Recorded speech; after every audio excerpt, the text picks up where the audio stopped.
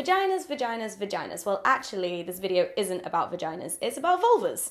Vulvas, vulvas, vulvas. But no one searches for information about vulvas. People use the word vagina, which is actually scientifically wrong for the area of the body that we're going to be talking about, but search engine optimization, am I right? For clarity, the vagina is on the inside of the body and the vulva is everything on the outside. The vaginal opening is on the outside and is part of the vulva. So I ran a poll on my Twitter, bam, at Hannah Witton, asking you if you've ever looked at your vagina or vulva. Before we go into the results, there are two things that we should take into account. One, because of the type of content that I make and the demographic of my audience, it's likely that more of you would have had a good look at your vulvas than is representative of most people with vulvas. Two, I asked people who don't have vulvas to not vote never because that would probably skew the results.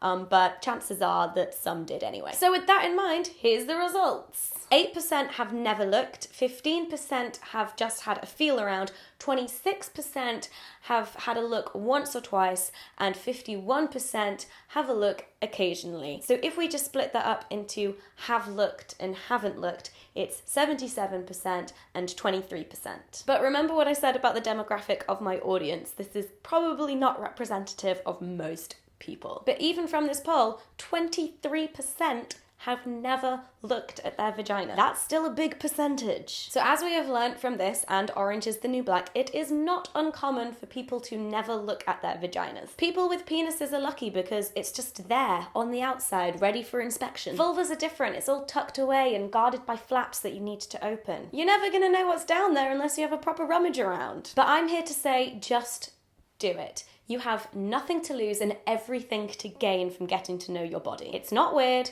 it's not gross, it's perfectly normal, very healthy, and fascinating. When you're in a private space on your own, take some time to have a look in front of a mirror. You can use a pocket mirror, or I find sitting in front of a full-length mirror easiest, and you then have two hands free. I'm just going to talk about the basic anatomy now, but if you want more detail on each of the parts, then I would recommend you watching Dr. Lindsay Doe's videos on the Sexplanations channel, which I will link below. First of all, there are 3 holes. In order of front to back, you have the urethra, where pee comes out, the vaginal opening, where periods come out, babies come out, and penises, sex toys, fingers and tongues, etc. can go in. And then the anus, where poo comes out, babies don't come out, but all of the things mentioned before can also go in. You've also got the labia, which is the flappy bits. The labia majora are the outside ones, and the labia minora are on the inside. These come in all shapes, sizes, and colours, and they are not necessarily symmetrical. Labia are sisters, not twins. And then there's, dun dun dun, the clitoris, my personal favourite part. So the clitoris is at the top and covered by the clitoral hood